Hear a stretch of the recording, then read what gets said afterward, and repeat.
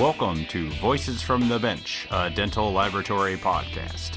Send us an email at info@voicesfromthebench.com or look for us on Facebook at Voices from the Bench. Greetings and welcome to episode 149 of Voices from the Bench. My name is Elvis. My name's Barbara.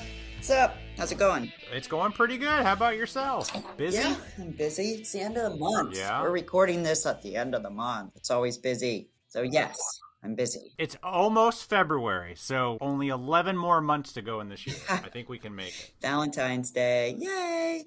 Oh, yeah. Thanks for the reminder. I got to do something. Yes, you do. I finally got everybody back from COVID. So first day I worked the whole month pretty much alone. So yeah. So basically, you just let them come back, and then now you're not doing anything? Like a little payback? No, I'm doing a lot. Trust me. No. Yeah. But I'm planning on going to Wyoming in 2 weeks, so. Why are you going to Wyoming? Because it's my father's 80th birthday, and he's taking the family to Wyoming. I don't ask questions. Nice. I just say, sure, I'm there. You know how many times people say if I could go anywhere in the U.S., I'd go to Wyoming? You know how many times I hear that? No, but Never. you heard it from me right here. There you go. Yep. Maybe it's an 80-year-old thing. I don't know. I'm going. Nice. What's the weather like there? Really now? freaking cold. It's even better. No, it's like 20 or something crazy, which is good for us Florida people. We like that. That's true. Mm-hmm. Reason to wear a jacket Yep. since you can't do it in Chicago. Exactly. So we got a lot going on this week. We're going to start off with Bennett Napier, who's back on the podcast, to give us an update on the industry, the technicians getting the vaccine, and the upcoming Vision 21 meeting April 8th to the 10th in Nashville, Tennessee. So join us from an important update with Bennett Napier from the NADL. Hey, Barb. I called Oradent the other day about their P5 milling machine. Super. How did it go? I was introduced to the consumables Oradent offers, such as Delta Zirconia, Oradent ZR, Oradent cutting tools, and Quest PMMA. How convenient. You know what? You can buy the mill and the materials from them. Yeah, if you think that's convenient, you can also buy furnaces by Napertherm and vacuums by Renfert. Plus, I don't have to talk to a different person every time I call. I have a rep dedicated just for me. I have heard that their service is amazing. Absolutely. Oradent offers high-quality cutting tools made here in the USA, and they have great options for zirconia. Delta Zirconia, which is a super cost savings for labs, and Oradent ZR, made proudly here in the US of A. Do they still offer dental alloys? You know, Oradent started off manufacturing alloys and will always provide high-quality alloys for dental labs. One of the few companies in the U.S. to still manufacture their own alloys. Is there anything that they don't supply dental labs? Actually, they also offer dental scanners and a 3D printer from Shining 3D. Hold up. Does that scanner have its own design software? Actually, Oradent offers ExoCAD for your designing needs. Nice. I'm not the best with technology and setting up all of this equipment, just saying. Well, we know, but that's fine. Oradent has a technical support team who can help with installing or troubleshooting any problems. Wow, Oradent definitely is a one-stop shop for any dental lab's needs. How do we get in touch with them? You can always call our friends at Oradent at 1-800-422-7373, or you can visit them at their website at oradent.com. We super appreciate your support of the podcast, Oradent. Thank you so much.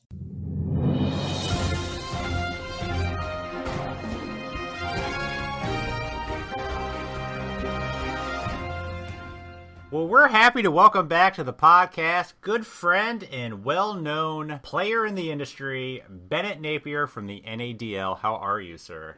Doing great, Elvis and Barb. Great to hear from you, and Happy New Year. Oh, so far, right? So far. You were a regular during early quarantine days when a lot of us were at home with nothing to do. But it's been a couple months, and we're happy to have you on to kind of update us on the industry and how everybody's doing. We talk to a lot of people, and they talk about how busy they are. Are you hearing that from other labs? I think certainly anything compared to the spring of 2020 was an improvement. That's an understatement. Yeah. Barb and I had a nice interview with Inside Dental Technology, and I know they covered some stuff in their January 2021 issue. Did a good job with kind of just the high level and where the peaks and valleys were. I think to some extent, if we look at basically 4 weeks into the new year, things did tend to slow down in December, which is not necessarily unusual. Yeah. I think January started off a little bit slower than maybe probably what people hoped for, at least generally speaking, some of the labs that we've talked to at the NADL office. But it's clearly too early to kind of determine what does the rest of the year look like. Mm-hmm.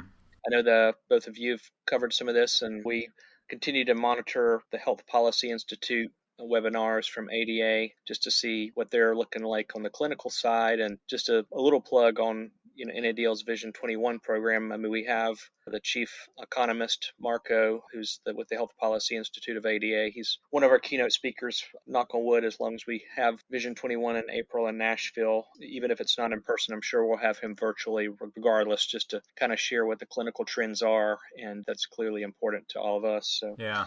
Were there labs that closed during this? Where we are now in terms of what I'd say definitively what we know is at the NADL office, we track the Bureau of Labor Statistics data on number of labs with a payroll, number of employees, and then average wages. Mm-hmm. And you have to really pull through the BLS database and then tabulate. So we have run, as of this month, what's available is up to date through June of 2020. So like the third quarter 2020, we'll be able to pull in March of this year, and then the year-end 2020 data we'll be able to pull probably around the first week of June of 2021. So it's a lag time. But with that said, what we can share is, through the second quarter 2020, we had effectively about another 300 labs close from December 19 to second quarter 2020. And what really told the picture for our industry, the profession, if you will, is when everything effectively stopped during that March and April timeframe. We went from number of employees in our profession in December of 2019, which was around 46,000. It dipped all the way down to 23,000 in April of 2020. Now, here's the silver lining if you're trying to find some, which there is some. Yeah, please. It jumped back up fairly quickly to about 36,000. So it bottomed out and then rose really quick. So what we don't know is kind of what is the year end 2020. I mean, based on what we're hearing, and like you said, a lot of labs who did really just crank it out in the summer and the early fall, they did go back and hire a lot of the people. I got an expectation we won't probably be where we were in December 19, but I think it's clearly going to be close to 40,000, if not just a little over 40,000 employees that were brought back by the close of last year. So interesting. I think to your first question, though, as far as number of labs, I think unfortunately, if we saw, close to 800, 900 labs close last year, I hate to say we would be lucky if that's where it stopped, but I think that's where it will fall. Wow. So what do you think about the COVID vaccinations? Have you heard anything about how quickly they're going to get them out to our industry and where we're at there? From a general standpoint, all of us follow social media, and it gives us timely information, especially on this kind of topic as it relates to our market. And so we were real pleased with collaboration with the American Dental Association back in December. We signed on to a coalition letter with ADA and about 16 other groups on the clinical and allied profession side. And that letter to the CDC really helped, from an ability to continue to work not only for in the lab, but also chairside service work. And so, long story short, CDC in their guidance listed technicians under the healthcare definition, primarily because of infection control and even especially chairside being potentially exposed to patients in that standpoint. So, I think generally speaking, the labs that wanted to get in the mix of early vaccinations have done so. It is a state by state issue in the sense of where the tiers are, but what's not really been challenging is technicians are pretty much falling in wherever the dentists are classified. Technicians are right in that classification too, and then it really comes down to just supply and demand of the vaccine. You're not necessarily having to prove do we meet the healthcare definition. That's been achieved. Then it's just being in line. And so, I think at least, across the board, I've seen more people getting it early rather than people just waiting. So I've been real pleased on that standpoint. What lab employers do, that's a different issue. Is, are they going to mandate the vaccine or not? That's a different issue. That's an HR issue.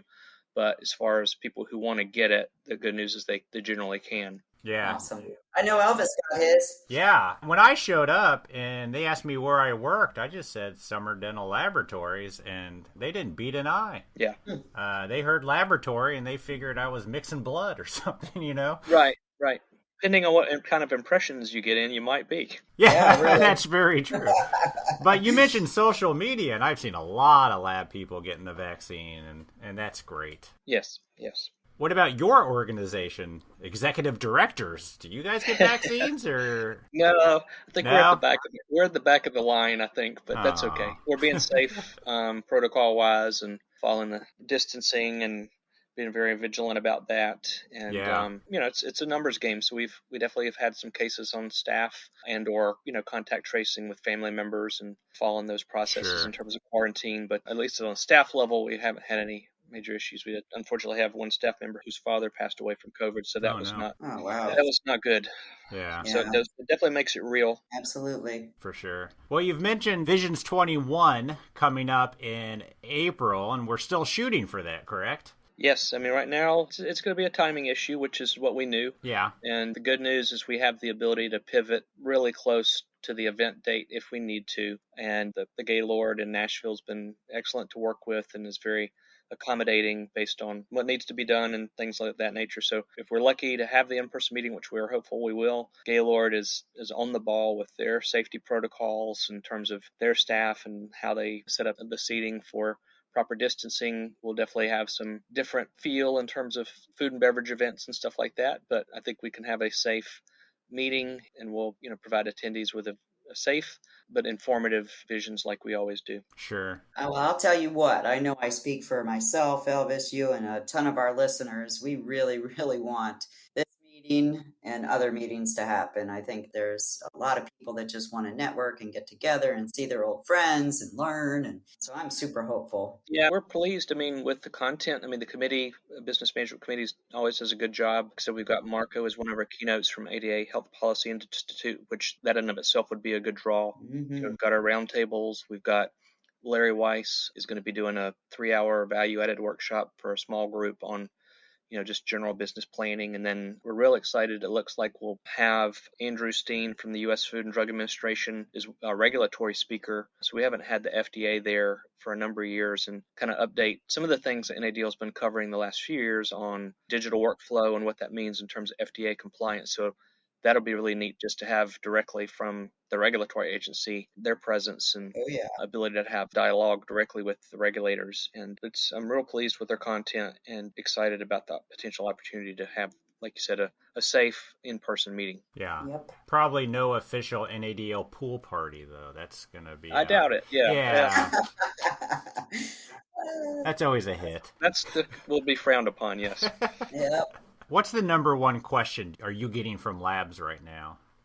That's a good question. It's a tough one. I guess number one question is, the vaccine for sure, for the last maybe 4 weeks, that was where do we fall in the mix and do they qualify and what documentation did they need to get in line? That's probably the big, at least the last, 4 to 5 weeks for sure. Sure. Has been our biggest question. And I expect going forward, the next piece will be if we want to mandate it for our overall workforce, what are the processes to do that communication wise? And do we have the right to do it? The answer effectively is an employer has the right to do it. Clearly, there's some processes you would want to go through in terms of communication. And, there may be extenuating circumstances with certain scenarios for certain staff that you have to have address those accommodations as well. So, again, working with our NADL, HR partners like Insperity or C Management, we're putting our labs in contact with those two providers to help with that. The other thing is a commercial, but I think it's important because to your question, we've gotten a lot of questions about health insurance. NADL had been trying to launch a new program, and that got delayed really because of COVID for obvious reasons. And by the end of January of 2021, NADL will have launched a new health insurance program with a third-party provider called Decisely, and then also on the business insurance side, really comprehensive program with Gallagher Association Insurance Solutions. So we will have web platforms off of the NADL site that people can go to, get online quotes based on their needs. And so real excited that we're rolling that out at the beginning of the year. So a lot of people have been wanting some different options. Yeah. So we'll have that. It will be available to them. And we've actually already started having labs work with those providers already, even though the actual portal doesn't go live till the end of the month. Nice. Awesome. It's important to note that even though you get a vaccine, you still need health insurance. Yeah, absolutely. Yeah, no question. That's No question. not a vaccine for everything, people. That's correct. Well, awesome. Thank you so much, Bennett. I'm excited for that health insurance. I think that sounds exciting. Yeah. Yeah, absolutely. Thank you Yeah. for continuing to do what you're doing, and you've continued to have some great people on the podcast and keep sharing great content. So it's great to see the journey that y'all have gone on and how big this has become. So Thank you. very happy and appreciative to both of you for launching this. No, we love it. Thank you so much. And we will see you in Nashville. Nashville. We will. All righty. We will do that. Awesome. All right. Thanks, Thank Bennett. you. Thank you. Thanks, Bennett, for updating us on the state of the industry right now. Seems like even through the tough times, most labs are doing pretty good. Make sure to check out the Vision 21 meeting this year, guys. It's going to be April 8th through 10th in Nashville. With so many canceled shows over the last year, it would be great to get out and see all our friends and network and chat and drink and listen and have some fun. So see you there. Yeah, too bad about that NADL pool party. We're not going to have it this time, so I know. I just bought a new bikini brief for this year, but I guess we'll have to wait a year. Yeah. How about forever? So this week we talk with Jesse Zamarripa from Opulent Digital Specialist. Jesse comes on the podcast to talk about how his company can help your lab enter the digital workflow or even help you improve your current workflow with a dedicated service that's available 24/7. Partnering with names such as Armin Gearbach, and wait until he talks about the Matic mill that holds 36 pucks and 27 tools. Yeah, it's intense. The ExoCAD or NT Trading. Opulent is a good option with labs that want to go digital. So join us as we chat with Jesse Zamarripa. I'd just like to say well done on the name, partner.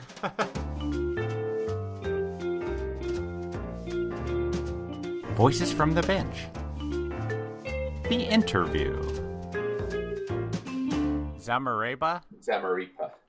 Zamarripa. Yep. And it's Opulent Digital Specialist. Yes. Zamarripa. I got this. 4 times. We got to make you earn it. You know what I mean? Yeah, he does. Trust me. Whew, I got this. We are happy to have on the podcast today Jesse Zamarripa from Opulent Digital Specialist. Now, somebody in your company reached out to us wanting to talk about how you help dental labs get with the digital workflow. So, Jesse, how are you today? I'm doing pretty good. How are you doing today, Elvis? I'm doing fantastic. Barb is joining us as usual. Barb? I'm doing good. It's Friday. Hi, Barb. Hello. So, Jesse, tell us a little bit about Opulent Digital Specialist. What exactly is it? Well, we're a CAD/CAM distribution company, and our main product lines is Amon Gearbach, ExoCAD, NT Trading, and we have a couple of other products that we also offer. But those are going to be our main core 3. So we're located over in Northern California, Folsom to be exact. So Folsom is a suburb of Sacramento, and I don't know if you're familiar with the area, but of course, San Francisco is more of a tech area. And that's pretty much what it's known for, right? So this is more of a San Francisco East. A lot of technology companies actually migrated out here. And so if you come to Folsom, besides a prison, which we also have the famous prison here. That's what I thought of as soon as you said that. Yeah, you have the Johnny Cash walkway, goes right by my house and everything. But nice. Yeah, beyond the prison, we have all kinds of different tech companies out here. I mean, if you walk outside my office, just down the street, you have Intel and some other companies in the area. So at any rate, that's where we're located. Now, we're a CAD/CAM distribution company, as I said. And what we specialize in is getting the right fit for each customer that we have. So in other words, we know the complete workflow, whether it be a doctor getting an intraoral scanner or a dental laboratory looking to go ahead and get into CAD/CAM. And we can go ahead and perfect it from beginning to the end. When you say that, what do you mean? Like perfect it from beginning to end? Yeah, sure. So we have a lot of experience. I mean, especially when it comes to the Mon Gearbach product line, within our team, we probably implemented well over 200 different systems over the years. Mm-hmm. So, if there's any kind of issues that has arisen over time, we've already ran into them. We've already had those problems, and we have a pretty intimate relationship when it comes to our manufacturers. So we're not a big corporation where you have to go through all this mumbo jumbo to go ahead and get a problem solved. It's basically one phone call. You can get our team on it, and we're able to go ahead and handle it just based off our experience with relationships. How did you learn about Digital Lab? I've been in dentistry for 18 years. Oh. 18 years ago, I worked for Airborne Express, actually, and our main customer was Glidewell. Ah. Yeah, so I knew everybody over at Glidewell, at least on the customer service end. I was their account manager over at Airborne, and we were all laid off, basically. And so I knew Paula Labar over at Glidewell. She ran the customer service center. I believe she still does. And she said, look, Jesse, if you want a job, just come over here, apply, and, you can go ahead and get in. So I was like, okay. I think I was around 22, 23 years old at the time. Mm-hmm. So I walked in, did the application. And one thing that they don't tell you about Glidewells is that when you get in there, you have to take a math test. And it's an on-the-spot math test. And I think it's completely genius because it's very simple problems. And I think it weeds out people that can't solve problems quickly within a short amount of time. Well, I guess that is quickly, right? So at any rate, I passed the math test. And so I was at Glidewell for a little bit over a year. And then from there, I went to Trident. And then when I was at Trident, let me back up. I was at Glidewell for about a year, but then I started working in the fixed department. So I worked in the fixed department under Rudy Ramirez. And then from there, I went over to Trident. So I was at Trident for about 5 years. And during that time, I actually went to lab school and I went to LACC. And I really jumped into dental completely. And so I really wanted to get into the sales side of things. So after that, I went over to Ultradent, which is on the clinical side. Yep. I worked for Ultradent for a while. And after about 6-7 years, I was like, you know what? I kind of want to go back to the lab side. Mon Gearbach actually contacted me and said, hey, we need a West Coast sales rep. So I went back to the laboratories, worked for Mon Gearbach. And then when I got there, I discovered it's a whole new industry. I mean, when I left Trident, we were barely, starting with the Cerix. And then when I came back to the labs, 6 years later, I didn't recognize anything except for the faces. So, there was a lot of people that I knew from before, but they were all doing different things, and there was just a whole new world. So, it was a little overwhelming at first. I went to Chicago, and it was just like, wow, it completely blew my mind away. But I jumped into it, and since then, I've been with the Mon Gearbach brand through a couple different companies, and been selling it since. Wow. So you were a lab tech. I have a lab tech background, but I got waffle mitt hands. So I'm not exactly a great lab tech. I mean, I'm not going to be doing no tutorials, but I know all the processes in and out, and it's been a long time since I touched anything, but yeah, that is my background. Awesome. So Armin Gearbach, you cannot buy those direct. They always go through a dealer, right? When I first started with them on Gearbach, yeah, it was a direct thing, but after 2015, they started going through CAP, and I went over to CAP when they started going through distributors. They went in and switched it. So now they have a few different distributors throughout the country, and we're lucky to be one of them. So when did you start Opulent? Opulent was actually started this year, believe it or not. Oh, wow. Yeah. So what a great year to start a company, huh? Well, you got to have a little a little guts to go and do it. But it hasn't been a good year for majority of people. But considering that, it's been a bad year, we've been able to go ahead and adjust and overcome that and really strive throughout this process. So we're byproduct basically of the COVID era. So, during this time, a lot of sales reps and a lot of technicians and just people working for a lot of different companies, especially in dental, were furloughed, right? Yeah. Mm-hmm. And I so happened to be one of them. So instead of, just kicking dirt and just feeling sorry for ourselves, we actually banded together and we just continued to move forward. It's similar to like if you have a band, right, and you go on a break at the band, there's no guarantee the bands are going to get back together again. Well, we did get the band back together, but we got it with a couple of different characters.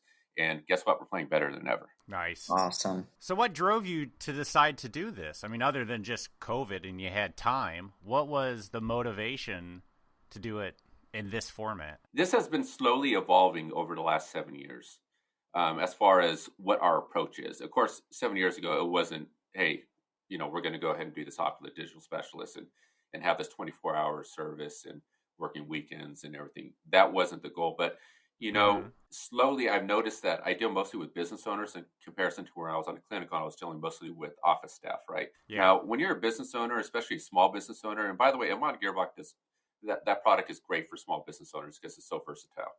But when you're a small business owner, you have to be an accountant, you have to do your quality control, you have to be the lab tech, you have to do the design. And even if you don't do all that, you have to be very knowledgeable with each step of the process. You're not until you get to like a bigger level, right? Yeah. Mm-hmm. Slowly, I started to see that people were calling me in off hours, believe it or not, stopping out from my house to go ahead and pick up product.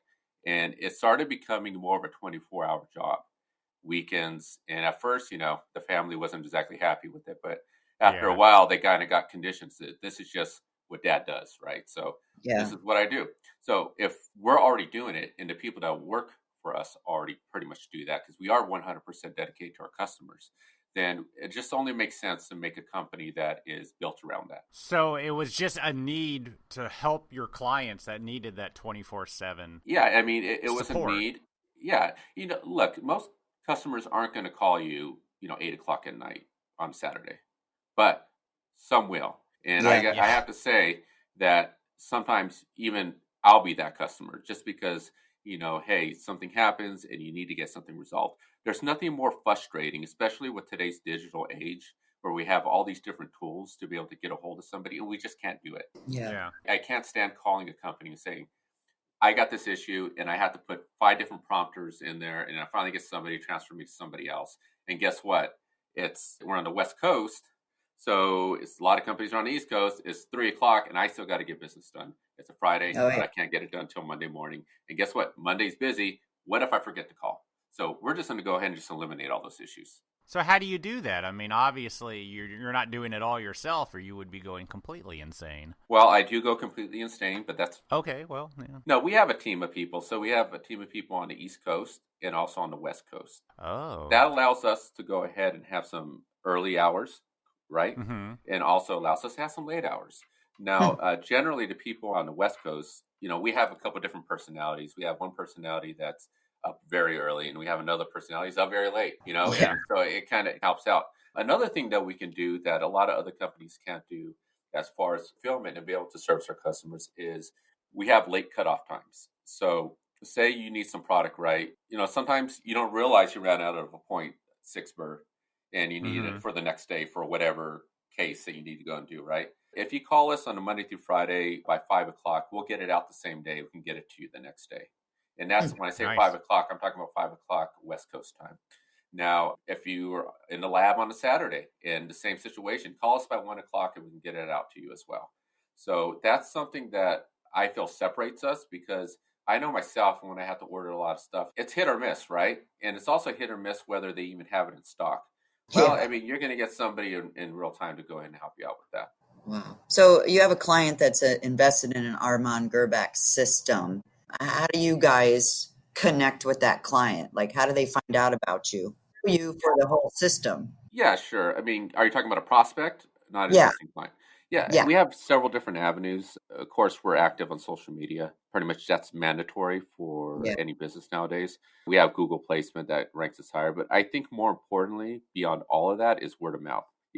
Going back to how many units we've actually implemented over the years, referrals are going to be strong, especially in the lab field. If you're on the clinical side of things, it's different. It's so massive, but on the lab field, it's so intimate. I mean, you can be a lab tech in California and you're good friends with the lab tech in New York. And you guys all show up in Chicago every year and you know each other, you know the faces.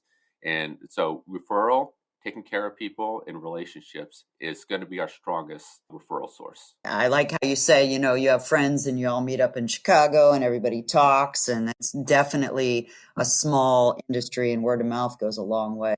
Yeah, I'm sure if we even ran into each other, you go, oh, I know his face. And that's the way the lab field is, right? Yep. That's just the way it is. And it's also a byproduct of longevity when you're in it for a long time. I'm 41 years old. I've been in the dental field for 18 years. I'm coming up to being 50% of my life. And pretty soon I'm going to look and probably be a lot further than that. How many folks are there that work with you? Yeah, there's 7 of us that work together. Okay. And, we're all, working, pulling on one side of the rope. We're lucky that we're working with a few particular products because it really helps out as far as troubleshooting as well. So you see a lot of these companies that get together and they offer a variety of products. And that's great because you can service a customer on a fulfillment end and you can service a customer on a versatility end. But when it comes to the actual servicing of the equipment and the tech support that's needed, it's best to have, a lane that you're in because it really helps you just get to where you need to as far as troubleshooting and finding out what the source of the issue is when a customer has a problem. So when they have a problem like with their computer, so you guys have to actually like get on the phone and try to work it out with them, or can you get on there virtually? We basically do everything virtually. Okay. There's, I'm going to say this. My experience of dealing with CAD CAM issues, 96, 97%, and that's just a number throwing out. But the majority of the issues is going to be done remotely, right? You do run through those issues where there's a sensor problem, you have a spindle problem, something along those sorts. And if that's the case, we just fly somebody out and go ahead and take care of them. One thing I think I kind of glossed over at the beginning when you said, hey, how do you get people, up and running and help them with the digital workflow? Now, when we say we sell you a complete system with the design software, we send somebody out to your location for 4 days, sometimes 5 days, depending on the different modules, because there's different applications you can get to optimize your machine. And we'll be there. We'll analyze what your practice or your laboratory does and what your goals are, of course. And we will optimize the workflow towards whatever suits you. There's one thing about the lab field is that everybody does things just a little differently, right? You never get two technicians that line up to crowns against each other and sort of look exactly the same. And it's like that when you implement a CAD CAM system. You have to be able to go and tailor it to that person's needs. What do you mostly do? Labs that are looking into getting into the digital workflow and they're not in it at all? Or ones that are currently in it that need improvement? Everybody's different, right? Yeah. Mm-hmm. You're going to get some people to say want a Motion 2 that, and that's a milling machine, by the way, a Motion 2 that wants, and they want to add titanium abutment milling and they want to be able to mill Emax, right? So they're going to put that mill into there. Then you get somebody who goes, hey, digital's coming. I've been putting it off for so long. Can you walk me through it? Then they're going to get everything, right? Then we also get customers who are getting the big boy, which is the Matic, which is a fully automated production unit that can literally do everything. Isn't that the one that holds like 50 pucks or something? And it holds 36 pucks. 20 Same difference. Yeah, that thing's insane. Oh, it is crazy. I mean, it's a next level mill. And you see a lot of laboratories want to fully automate their production, go with that. Now, the reason why they go with that is, it holds 36 pucks. It holds 27 tools. You have the ability to kind of look in on it at home. It has a camera in there to make sure everything's running. It can run full 24/7. It switches from wet to dry and dry to wet automatically. So there's literally no technician interference. And when our interaction, what I was saying. The technician basically puts it in the slot, it goes in and mills it, and it shoots it out. And before it shoots it out, it actually cleans off the block for the technician too. So they get a nice clean blank to go ahead and cut the zirconia out and go ahead and put it back in. So it's a way for a laboratory to increase their production without any additional manpower overhead, basically. Wow. So you guys actually sell that mill? Oh, yeah. Wow. We've been selling it since the beginning. And, believe it or not, because it is a big kind of an all-encompassing machine, a lot of people have been buying into it. I think probably the biggest problem, if you want to say, well, what's the problem with it, is that it's too unbelievable. It's hard it's kind of hard to get a customer to conceptualize, hey, look this can actually do all this, but it can do all of it and it could do more. So it's for any lab that's looking to go ahead and fully automate the laboratory. This is the way you're going to want to go. What's the smallest size lab that has purchased that mill? Have you seen like 3 or 4 person lab buy that kind of thing? Or is it always the I'm the size of Barb's lab that gets it? Be nice. We sold 2 Matics 2 months ago to 2 doctors that had in-house technicians. Wow. You're kidding me. And then we've also sold them to large production labs. Yeah, so, sure.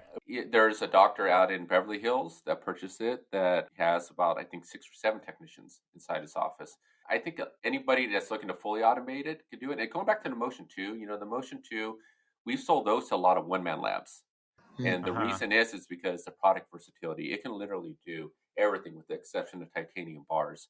So if you're a small laboratory and you really want to go ahead and maximize on your return on investment and be able to offer additional services, it's totally the way to go because you can do abutments, you can do all this and that, and it's like buying a technician that never comes in or never calls in sick, never has any kind of issues. Every once in a while you have to go and get a service, and that's pretty much it. Doesn't come with an attitude. No, Well, they that's can be a right. little temperamental. No, I'm Yeah. kidding. Gets lazy at the end of the week, at the end of the day. So you can actually program that with 36 pucks and it just Yes. runs and just keeps changing them? Even better, you can do zirconia, you can do PMMA, chrome cobalt, line them all up, and also throw an Emax in there. Line them all up, and just keep on pulling the disc out as soon as it's done. And another thing is too Wow. that I think it's a little undersold about it is that it is Ivoclar certified, so it can do Emax with the Emax strategies, and then on top of that, you're able to get a discount if you buy the Emax blocks directly from Ivoclar. So Oh. when we use our mill, you have to go from wet to dry. So how does it do that? Well, first, it doesn't use a oil-based type of lubricant, right? Okay. So that eliminates a lot of the cleaning, and it uses a water-based lubricant. So it has a drying mechanism in there. So say if you're going from wet, it has the arm goes around and just dries off everything. Huh, that's crazy. And then when you go ahead and go from dry to wet, it's the same thing. It has this huge burst of air. It just goes ahead and cleans everything out. Wow. Damn, that's awesome. Oh, it really is. Barb wants one. Yeah. Or four. No. Well, that's just, I mean, when we do our milling, you've got to switch it, you've got to clean it, you've got to it's a nightmare to switch them. So, God. Yeah, and some of those mills too, you have to calibrate it too. Yep. This is what I like about the Gearbox brand, right? There's a lot of other systems out there where you're going to get one brand of scanner, one brand of CAM software, and then one brand of mill, right? And then we're not even talking about the zirconia. We're not even talking about the furnace. Well, the Gearbox, they pretty much control the workflow, but you can still use any other material in there. But the problem is that when you start putting together all those different products to complete one workflow, at the end of the day, if you don't have the right support, you're becoming your own R&D. Now, Mhm. Yeah. nobody wants to go ahead and buy a car to become the mechanic, right? You want to No. go ahead and buy a Mercedes, you want to buy an Audi to go ahead and take it to the dealership when you have an issue. And otherwise, you just want to ride nice every single time you get into the car. And that's more of what the Gearbox brand is. And that's one of the reasons why we're such big proponents of it is that it is really the premium brand out there offered. Well, there's a lot to be said, because a lot of labs, and even here, we bought our design software from one vendor. You have a mill from another vendor. You have furnaces from somebody else. And if you ever have a problem that you can't really pinpoint where it is, you got to talk to all three. Yeah. And that. Is that what Opulent does? Is kind of streamlines that and get all the products to have one person to troubleshoot? I guess one way you can put it, and I believe it's even on our website, so is that we're more of your advocates to getting things solved. Okay. You just want things to work, right? There's nothing more Yeah. frustrating than things not working, especially when you go ahead and you spend X amount of dollars on it. At the end of the day, you just want less problems in the lab, and that's what we're here for, to take those problems off your shoulders. I got a bucket full of problems you can have. Yeah. So if a lab was not into digital at all, and they're just doing everything analog, and they said to themselves, I got to, because they should be saying this, I got to do something or I'm not going to be relevant anymore. Do they call you, and this is what you talk about, you come in for a few days, and you find out, and you set everything up? Well, I think you have to back up a little bit more from that, and you have to take a look at when they first call, right? So Yeah. they call, we ask them what their needs are, because not everybody needs a Matic, right? Not everybody needs a Motion 2. Not everybody needs, a 5-axis mill per se. Some Right. people may only need a 4-axis mill. You have to look at what their immediate goals are, what their long-term goals are, and also what their budget is. So once we go ahead and identify that, say, hey, in my area, we don't do titanium abutments. I'm never going to do long-term provisionals. Dentures, I'm going to leave that to removal guys. I just need to make money today, and I need to decrease my overhead and increase my profits. Well, then we're going to go with a different approach. One thing I will say though, over the years of selling these, it's very gratifying that when I sell somebody something and they go ahead and get it financed. They come back a few years later and they go, hey, I need a second mill. And I go, okay, well, we can go ahead and add it onto your financing. You'd be Yeah. surprised how many times people go, you know what? No, I'll pay it cash. Now, for me, it shows that their business is a lot more profitable than it was before we came along the first time. And so that for myself is very gratifying. And every time, we hear that with our team, we're just like, yeah, okay, good. The business is doing good. Yeah. And you only deal with ExoCAD, right? We do ExoCAD, correct. We do have a couple of people within our realm that are familiar with 3Shape, but we don't sell 3Shape. Yeah. But if you took on a client that had 3Shape, you'd still be able to help them with that workflow. Look, 7 years ago, 3Shape was, I don't know, 80% of the industry, Yeah. and on top of that, you had Dental Wings that was still a player, and Serrano was still kicking around with their design software. Yeah. And ExoCAD was at the beginning. They're kind of at the beginning of their journey, right? Well, Amon Gearbox and ExoCAD, there was a lot of synergy between those two companies 7 years ago. Mm-hmm. So a lot of things that ExoCAD has developed, it's also in conjunction with Amon Gearbox. And of course, ExoCAD's way big now, right? I have to say it's about 50% of the industry now. Is it really? I would say about half the people I talk to do have ExoCAD, and the other half will have 3Shape. And then Dental Wings, if it's not really as common anymore, and Serrano every once in a while, where they have that design software. But I guess what I'm trying to say, will it all work together? Yes, it will. Yeah. 3Shape is it's a phenomenal software. They make phenomenal scanners, and they're a presence that is in the industry, and they should be in the industry. And of course, our system will work with it. Yeah. Wow. I hear more and more labs using ExoCAD, and I've never used it. Do you have it in your lab at all, Barb? Yeah. Okay. Yeah, I hear great things about it. I've never had it here. It's a great software, and it has all these different tools. They have phenomenal bundle packages now. I mean, you can get a ultimate bundle package with no required annual fee for about $10,000, right? Yeah. Which is great. When you're dealing with 3Shape, your entry price, it's not going to be $10,000. It's going to be less for just your standard crown and bridge. But, depending on the package you get, you're probably going to have an annual fee. And I think that's over the years, that's why you see a lot of migration over to ExoCAD, because it's a phenomenal software. It outputs an STL file, so you're good to go with that. And the annual fees just don't compound on you. There's nothing worse than we're running a business, and every time you have a new invoice you have to pay. And, just taking one of those invoices off, it's a good feeling. Yeah, we just had our renewal There you invoice go. come in. So I feel And the that's pain. not cheap.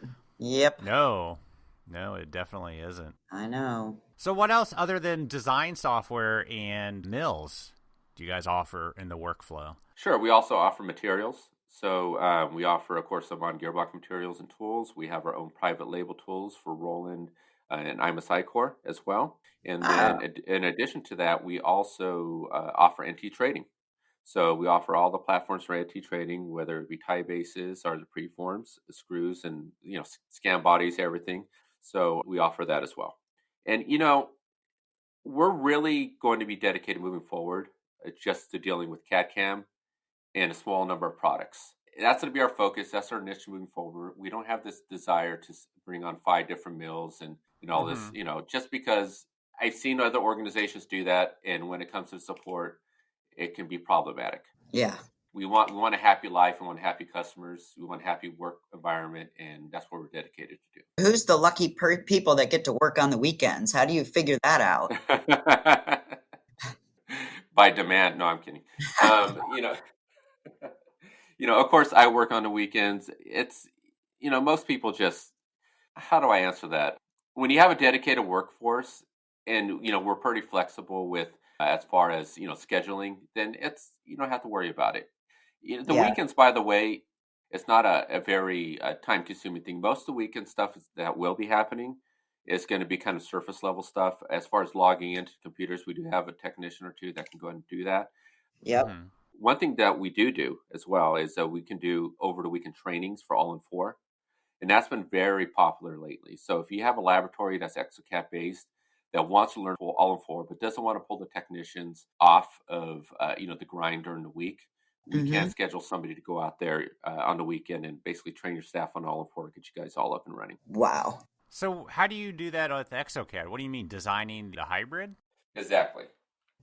So designing the bar and designing the denture that goes over the bar? Correct, and also the complete workflow of it. Oh, So when I okay. say workflow, after you mill it and so forth. So who do you have on staff doing that? Is it a prior technician? It is an assisting technician, correct? Hmm. Okay, excellent. Are they all in California with you? No. Okay. We like I said earlier, we have some on the East Coast as well.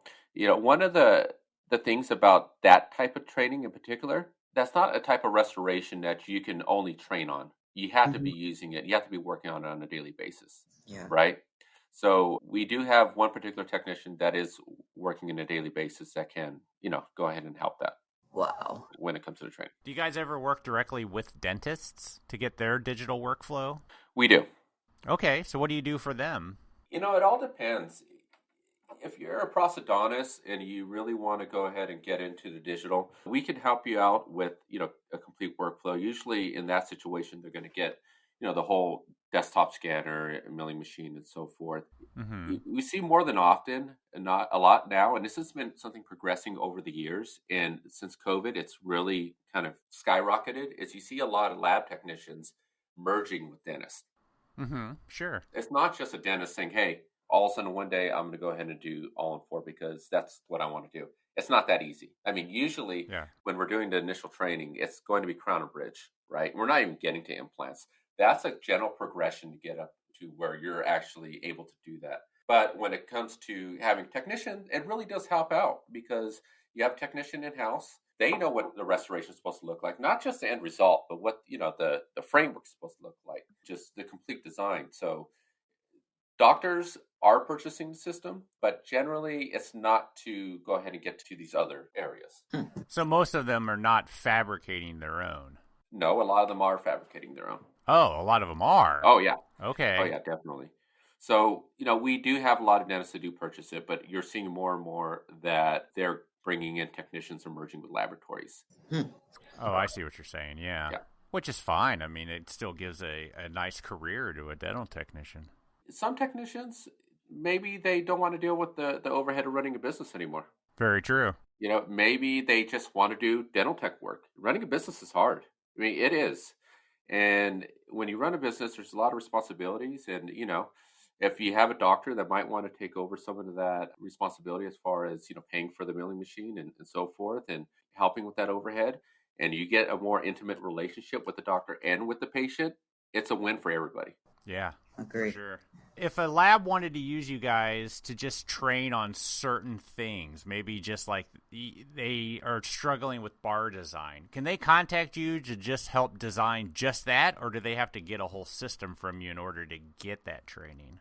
No, they can contact us just for the training as well. Wow. Okay. Definitely. But we are specific to exocad for that particular Yeah, training. absolutely. Yeah, so we're Okay. we're not 3Shape trainers for all enforced stuff. We're particular to exocad, but all they have to do is just give us a call, shoot us an email. You can find us on Google, and Mm-hmm. we'll go ahead and we'll set it up. And depending on what they're looking and for how many days, it would be a different fee, but we can definitely go and take care of them. Well, that's good. You don't have to get into the whole system in order just to get you guys to help on certain things. A lot of our business right now is people that purchase exocad or Amon Gearbox more specifically, and they're just looking for help. There's been a lot of changes in the industry this last year with COVID Mm-hmm. and different staffing fluctuations on other companies per se. Mhm. And Yeah. so they're just looking for somebody that knows what they're talking about. And, we're lucky enough to have staff that does. Yeah. Who has to work on Christmas? I think we're going to take that day off. So, Yeah. Seriously? Oh, Yeah. well, there's some technician working that's going to need help. Yeah, and I'm sure I'll get a text message on that day, but that's fine. You can text me on Christmas if you want. We're good. So, do you guys do 3D printing? We haven't touched on that. A lot of mill talk. Yeah, sure. So we sell the Nextent 3D printer through Amon Gearbox, so it's a Nextent for Ceramill. We also sell the Sprint Ray printer as well. Okay, I've heard of that one. Yeah. It's going to be the Sprint Ray Pro. Okay, that thing prints just about everything, right? Which thing? The Nextent or Sprint Ray? Both of them. I think Sprint Ray I've heard pretty good things about. Yeah, most people that purchase it for us, and this is probably going to with both of the printers, they're getting it for models. A lot of doctors will purchase the Sprint Ray because they're looking for suck down models. I'm sorry, models to do suck downs on. if Yep. they're looking to do ortho, so forth. And also surgical guides, we have a handful of people doing that and so forth. Bite splints as well. Mm-hmm. Most labs that get it, they're probably going to be getting the next stent, and they'll be getting it from models. So what's the best way for people to contact you guys? Sure. The best way would probably be to call us at 855-223-2261. That's 855-CAD-CAM1. I don't know how we got Ooh. that, but we got it. It works. Yeah, it works. Our info at Opulent, that's Opulent, CADCAM, CADCAM.com. How did you come up with the name Opulent? Real quick, I was curious. Just kind of jumped into my head one day. Doesn't really, nothing special about it. But, another way you can contact us too is go to our website, www.opulentcadcam.com. And there's a chat box there on the right. You can chat on it anytime, and we have somebody on the other end. Oh, nice. Yeah. What are some struggles you're seeing from labs that have this workflow? What are some common fixes that you've had to do over the years? A common problem that a lab's having. Maybe there's no such thing as a common problem. Everybody kind of got their own problem, you know what I mean? Yeah. Well, I would say the tool path. So if the people with these mills and the tool paths, do you have a way to speed them up or slow them down or let them know like how many tools they can use, when to change them, what's best for what? Well, since we sell the Mod Gearbox brand, the majority of the mill's going to kind of dictate, what your tool wear is, and it's also going to control the CAM software. A lot of problems that we actually do run into would be if they had an existing CAD CAM system with another CAM software. Mm-hmm. We talk about being a mechanic, buying the car, and now you're the mechanic too. Yeah. Oh, yeah. And you get a lot of people that get underneath the hood, and they think that they might be a little more tech savvy than than they may be in the moment. So one of the things that we can solve with them with the Mod Gearbox brand is that stuff's already been streamlined. I mean, over in Germany, the R&D that they go through is so exhausted. It's exhausting how much R&D they go through before it actually hits the market. And they do updates on a regular basis. Now, a lot of times you have updates done by companies, and when they do it, everything's worse, right? Or there's some problems that need to get worked through. Yeah. Well, with the Mod Gearbox, you don't have that issue. With the exception, I think, of maybe one or two updates where there might have been some glitches because of different software at the time. Most of the updates are going to add different capabilities, right? So, for instance, I have customers that purchased in 2013 that still have the mill running with today's updates and with new products added to it. So, in other words, back in 2013, you weren't able to mill Emacs and you weren't able to mill titanium abutments. So, over time, we were able to go ahead and add on to it. Interesting. One funny story is that this week, we were contacted by a lab, actually an in-house lab for a doctor that purchased a mill off a laboratory last year that the laboratory just retired. And they sold a mill that was from 2013. And so they go, hey, how do we get up to date, right? So there was a fee to go ahead and get the software up to date. And we were able to get them up to date. Now we're going to be able to analyze and see if they have titanium abutments, if they have all this different stuff. We can add on to it. So even though the mill's 7 years old, it's just like a brand new mill now. We get it serviced. We go ahead and basically that's just a tune up to make sure everything's running right. And they can hit the road running with it. So you're able to get into old mills and update them and get them to the point where they're kind of usable again? Because I got an old mill in here we're getting ready to replace. It won't be every mill, but a Mod Gearbox is future-proof in a sense, at least the Motion 2 is. So, when they did updates over the years, even though they have came out with different mills, like the Micro 5X and also the Matic, they're still keeping that Motion 2 in the forefront. So they've never abandoned it. Over the years, it went from a 60,000 RPM spindle up to a 100,000 RPM spindle and a different look on the outside. But that's it. They want to be able to, if you're purchasing a mill, more than likely you're getting in on a 5-year loan, right? So you're going to need that mill to last that 5 years. And of course, you want to be able to drive that car after you paid it off, right? So that's kind of where we're at with that. That brings up an interesting point for labs that want to get into all of this. I mean, obviously, payment options, financing options. You guys offer all that? Oh, yeah. We have different finance options. Basically, all ranges of credit. And, we also have where you can purchase today and you don't make a payment till 6 months later. You still would qualify for tax section 179 as well. Yeah, and that's usually the end of the fiscal year kind of thing, isn't it? Yes, correct. Have you seen a lot of equipment purchases, during this down COVID time? We've heard other companies mention that they've been selling surprisingly a lot of equipment. It's been busy. It's been really Yeah. busy. I think it's for a couple different reasons. You do have some people that are looking to bring in new technology and they're confident everything will turn around. And they, Mm-hmm. anytime you bring in new technology, even one that's streamlined, there's still that integration time, and it's also just like when you get a new phone, right? It's going to Yeah, take a yeah. while to go ahead and figure out where all the keys are on it. So you also get, we talked about doctors with lab techs. You get a lot of people that are just trying to bring the lab in house with the lab, and they're trying to just limit the touch points, right? It's a selling point Mm-hmm. for patients. Hey, we're not sending it to a lab, whether it's legit or not. The reason for the selling point, that is something that they can say. We also get people that are like, hey, I need now. This is a different time. We're in a different era. I need to add product capabilities and diversify myself more. And so that's when they're getting to CAD CAM as well. So Sure. everybody that I'm talking to in CAD CAM, it hasn't really slowed down. Of course, from March to June, it slowed down, right? Yeah, But yeah. that was Earth.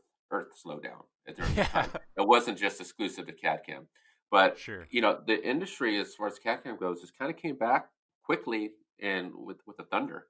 And I was expecting it to come back. I wasn't expecting it to come back as quick as it has. Yeah. No, even here at our lab, we purchased 2 mills during this time. There you go. Now, I'm still kind of shocked that we have, because it's probably been 6 or 8 years since we bought a mill, and then all of a sudden we bought 2. So What meals did you get, by the way? we went the Roland route. Gotcha. Probably not something to talk about on this episode because No. Roland's a great meal. It is, and you already have Roland's, and you already have your process streamlined. yeah, Get more Roland's because nothing's better than redundancy in that situation. sure. And that's like what I was mentioning earlier. I mean, we had our software from a company that also sold the Roland, so being able to have that one contact, that's important to me. When you have something go wrong, you have someone that you can communicate about the whole flow. Well, definitely, you want somebody picking up the phone.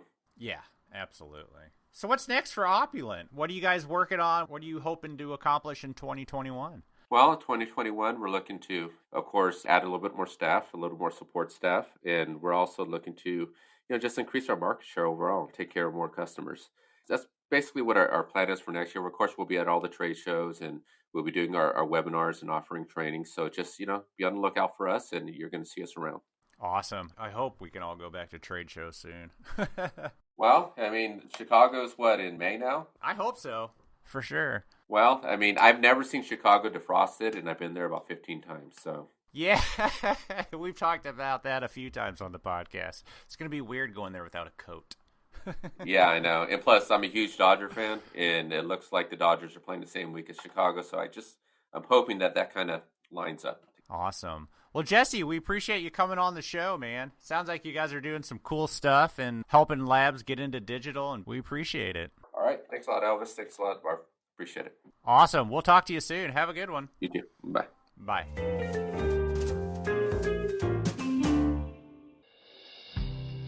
Have you seen the Whipmix CUREBox Plus yet? This highly effective yet affordable light curing unit is ideal for most printed resins on the market. The economically priced curing box uses a specific wavelength and intensity light source, time control, and temperature control to polymerize or cure the dental resin materials. The unit's glasswork surface features diffuse reflectors, which improve light transmission uniformly to the bottom of the model, and its maximum temperature of 80 degrees Celsius provides increased compatibility with medical device 3D print resin. It also provides faster heating. The glove-friendly, easy-to-use touchscreen includes status indicators for heat, lamps, and the door to the large capacity chamber, and it features one-touch presets, customizable settings, a timer which goes from 5 minutes to 12 hours, a temperature controller goes from 30 degrees to 80 degrees Celsius, and an auto start and shutdown mode. For more information about Whipmix's CureBox, visit whipmix.com, and we appreciate your support of the podcast, Whipmix. So thanks for coming on the podcast, Jesse. It's cool to see dedicated technicians wanting to help the industry continue to grow with digital workflow. If you guys are interested, check them out at opulentcadcam.com. We talked about Lab Day Chicago during the interview, but of course, this was recorded before we found out about the cancellation, which is super bummer. But remember, as we said it again, as of now, Vision 21 is coming your way April 8th through 10th. So head over to nadl.org to register for this must-attend event. All right, everybody, that's all we got for you. We'll talk to you next week. Have a good one. Bye.